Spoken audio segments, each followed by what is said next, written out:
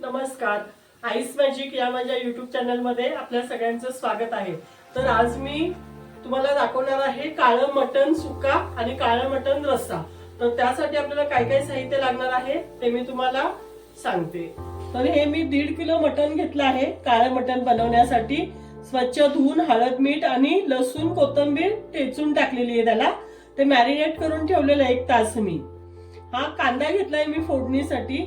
मसाल्यासाठी घेतले मी खोबरं घेतलंय 3 वाट्या. हे 6 कांदे घेतलेत. कोथिंबीर घेतली आहे. आलं घेतलंय 1 इंच. थोडा लसूण. खोबरं मी या जाळीवर खोबरं आणि कांदा या जाळीवर मी भाजून घेतलाय. आता ते वाटण करून घेणार आहे. आता मी पहिलं मटण फोडणी टाकून घेते आणि हे थोडे सफेद तीळ आणि थोडी खसखस हे पण मी छान भाजून घेतलीये बघा. हे मसाल्यासोबत मी वाटून घेणार आहे.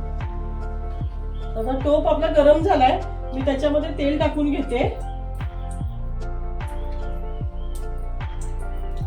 आणि हा कांदा छान भाजून घेणार आहे.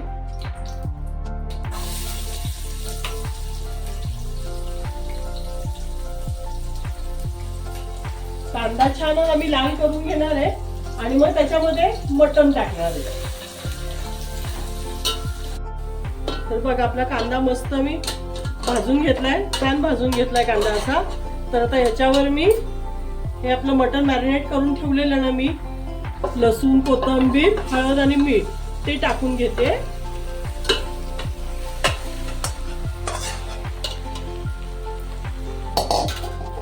छान परतून घेते त्याच्यामध्ये कांद्यामध्ये.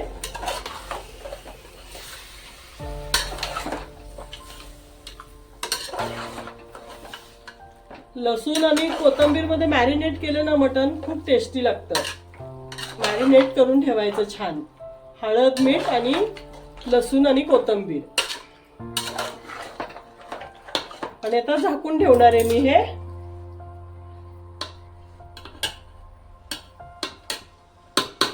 आता झाकण ठेवते आणि याच्यावर झाकणावर मी जरा थोडंसं वाफेवर होऊन देणार आहे आणि मग झाकणावरच पाणी टाकून ते त्यामध्ये ओतणार आहे आणि तसं शिजवून घेणार. मी आता खसखस आणि तीळ वाटून घेते आधी बारीक, कारण ते सगळ्या मसाल्यामध्ये टाकलं मग बारीक होत नाही नीट. त्याच्यामुळे आधी तीळ आणि खसखस ते वाटून घेते. हे बघा मी आता खोबरं वाटून घेते. मी खसखस आणि तीळ वाटून घेतले. आता मी खोबरं वाटून घेते जरा बारीक. म्हणजे मसाला आपल्याला एकदम बारीक मस्त करून घ्यायचा आहे. त्याच्यामुळे खोबरं वाटून घेते मी आता. खोबरं वाटून झालं ना मग कांदा कोथिंबीर लसूण सगळं मिक्स वाटायचं आपल्याला. पहिलं खोबरं बारीक करून घेते. तर हे बघा आता मी सगळं हे मिक्स करून घेतलंय. कांदा कोथिंबीर खोबरं सगळं मिक्स केलंय. आता हे वाटण केलेलं तीळ आणि खसखस ते त्याच्यामध्येच टाकून घेते आणि त्याच्यामध्ये थोडंसं पाणी टाकणार आहे. जास्त नाही टाकायचं. थोडंसं पाणी टाकून घेते आणि ते छान आता बारीक त्याचं वाटण करून घेते.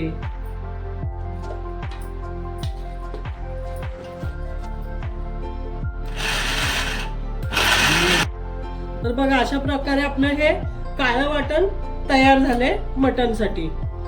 आता मी सगळा मसाला वाटून घेते.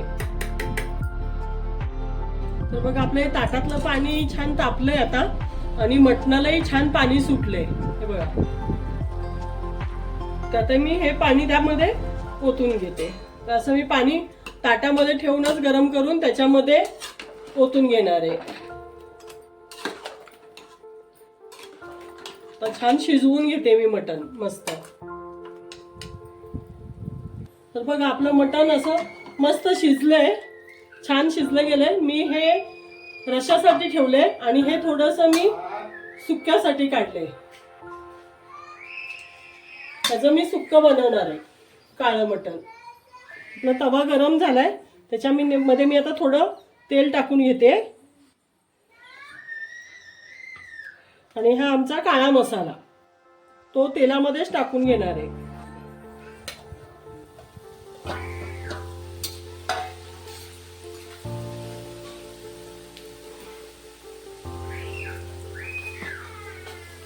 आणि आपलं हे काळं वाटण केलेलं आहे ना ते टाकून घेते. रश्श्यासाठी, हे रश्श्यासाठी आहे. हे मसाला छान भाजून घेते आता मी तेलामध्ये, आणि मग तो आपल्याला फक्त असा भाजलेला मसाला उचलून रश्श्यामध्ये ओतायचा आहे. त्यासाठी मी असा तव्यामध्ये भाजून घेते मसाला छान. तर मग आपला मसाला हा छान भाजून झालाय. आता मी हा मसाला रश्श्यामध्ये टाकून घेते. तर मी आता हा मसाला, भाजलेला मसाला आहे ना, तो रश्श्यामध्ये टाकून घेते सगळा आणि छान मिक्स करून घेते. काळं मटण रस्सा आपला तयार होईल. फक्त आता उकळी आली की रेडी होईल. आता मी सुक्कं मटण बनवते, काळ्या मसाल्यातलं सुक्कं मटण. आलू आहे. आता मी सुक्कं मटण बनवते, सुक्कं काळं मटण. त्यासाठी मी तेल टाकले, त्याच्यामध्ये ही चटणी घेतली माझी, आमचा मसाला तो टाकते.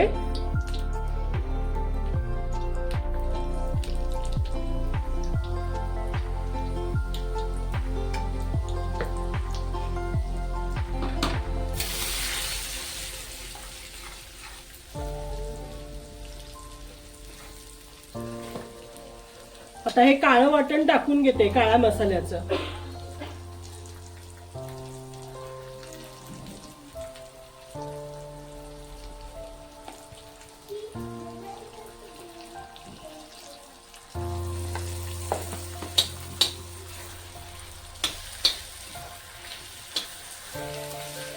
सुक्याचाही मसाला आपला छान भाजला गेलाय.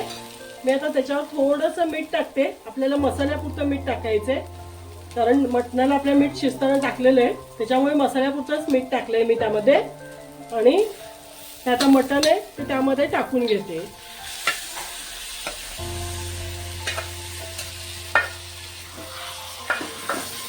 आणि छान मसाला मिक्स करून घेते त्याच्यामध्ये. 5 मिनिटं आपल्याला छान परतून घ्यायचं.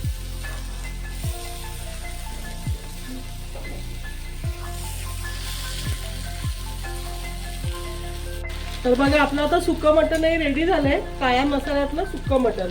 मी त्याच्यावर कोथिंबीर टाकून घेते मस्त. थोडीशी रश्श्यामध्येही टाकून घेते.